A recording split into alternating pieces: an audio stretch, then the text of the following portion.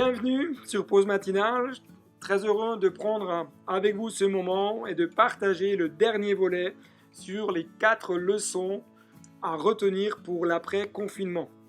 Aujourd'hui, nous allons prendre cette leçon qui est celle d'apprendre à se laisser surprendre par le miraculeux. Nous avons vu la dernière fois que le confinement doit nous amener à chercher le miracle de Dieu. Parce que Dieu nous amène à voir les choses, les besoins, peut-être les difficultés, etc., pour nous amener à compter davantage sur lui, nous former, et qu'au travers de ces temps de formation, Dieu veut nous amener à devenir les instruments entre ses mains pour vivre le miracle et faire vivre le miracle autour de nous. Jésus va dire dans l'évangile de Marc chapitre 6 versets 38 et 39, il leur dit « Combien avez-vous de pain ?» Allez voir. Ils s'en assurèrent et répondirent « 5 et 2 poissons. » Alors il leur commanda de les faire tous asseoir par groupe sur l'herbe verte. La première question que j'aimerais te poser, c'est « Qu'as-tu reçu de la part de Dieu ?» Deuxième question, est-ce que c'est suffisant pour répondre aux besoins présents? Troisième question, mettras-tu à disposition de Jésus le peu peut-être que tu as? Et on se rend compte que même face aux besoins, Jésus pose un cadre rassurant pour vivre le miracle. Regardons ensemble dans l'évangile de Marc, chapitre 6, verset 41. Il prit les 5 pains et les 2 poissons, et levant les yeux vers le ciel, il rendit grâce. Puis il rompit les pains et les donna aux disciples, afin qu'ils les distribuassent à la foule. Il partagea aussi les 2 poissons entre tous. Tous mangèrent et furent rassasiés. Ce qui est intéressant, c'est que les disciples ont fait un peu un état en disant, ben voilà, on n'a que ça.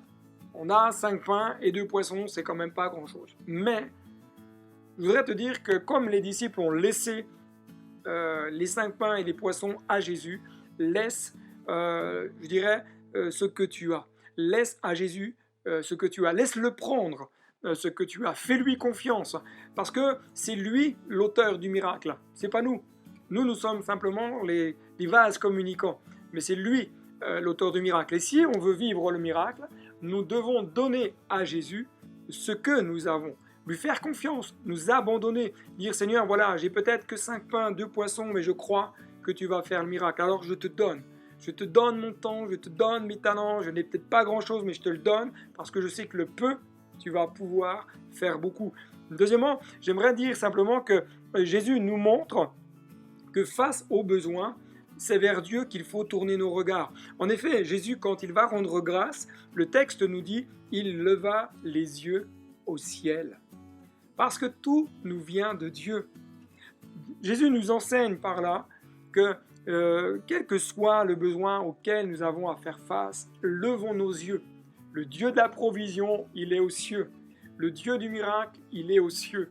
Celui qui connaît votre besoin, qui connaît mon besoin, est au ciel.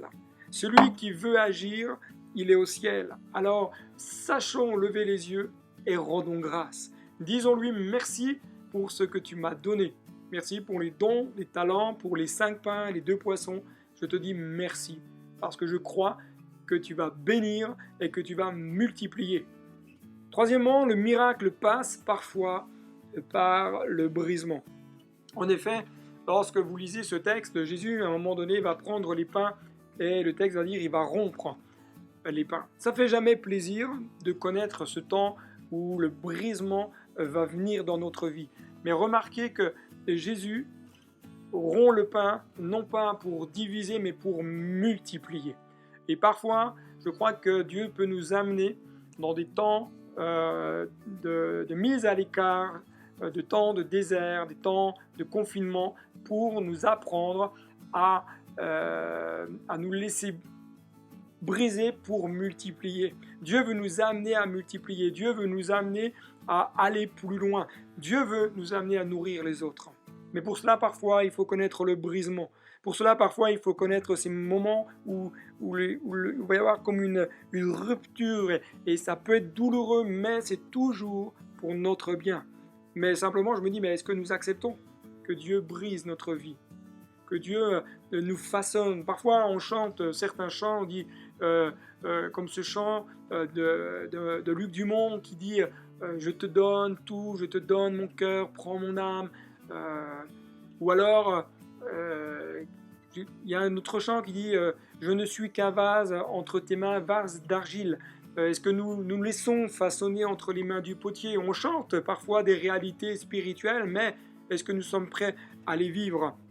Les disciples deviennent alors, à ce moment-là, ils deviennent acteurs. Ils ne sont pas spectateurs, ils deviennent acteurs du miracle. Pourquoi? Parce que Jésus va leur donner des paniers et c'est eux qui vont faire la distribution de ces paniers à la foule. Il les rend participants, il les amène à prendre part au miracle. Et je veux te dire simplement que tu es appelé à vivre l'extraordinaire avec Jésus. Tu es appelé à vivre le miracle avec Jésus. Tu es appelé à vivre la multiplication avec Jésus. Tu n'es pas appelé à rester figé, tu n'es pas appelé à rester dans l'ordinaire, mais tu es appelé à vivre l'extraordinaire. Je dirais simplement que tu dois juste apprendre et accepter de te laisser toucher, de te laisser utiliser par les mains de Dieu comme Jésus a pu utiliser ses disciples. Ce que Dieu te donne, ce n'est pas pour toi. Jésus n'a pas donné les paniers pour qu'ils puissent les garder. Jésus a donné les paniers aux disciples pour qu'ils le distribuent aux autres. Jésus a donné des paniers aux disciples pour qu'ils aillent nourrir la foule. L'objectif divin, c'est pas forcément que nous-mêmes nous soyons rassasiés, mais que la foule soit rassasiée. Bien sûr, il y a nous, bien sûr, Dieu prend soin de nous, bien sûr, Dieu nous nourrit, Dieu nous rassasie également. Mais notre devoir, c'est aussi de rassasier les autres, c'est de nourrir les autres, par une parole d'encouragement, par une parole de foi, par un texto, par un SMS, par un mail, Dieu veut t'utiliser pour encourager les autres. Tu es peut-être un leader dans ton église, tu es peut-être un responsable, tu as peut-être un feu qui brûle en toi. Et garde ceci dans ton cœur. Tout ministère, et lorsqu'on parle de ministère, on ne parle pas des ministères forcément que d'Éphésiens 4, mais tout ministère ne doit pas avoir pour objectif une gloire personnelle, mais il doit avoir pour objectif la gloire de Dieu.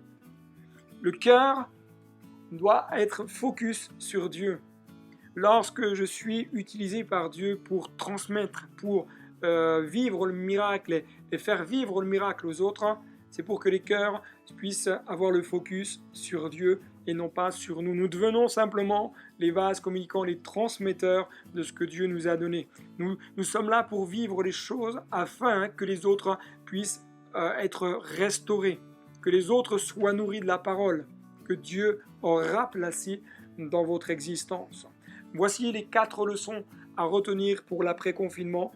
Que Dieu puisse vraiment vous aider, vous fortifier et vous donner le courage de continuer d'aller de l'avant et de garder peut-être en mémoire ces leçons pour dire Seigneur, maintenant je veux vivre d'une manière différente et je veux garder cela dans mon cœur et dans mon existence. À très bientôt sur Pause Matinale. Que Dieu te bénisse.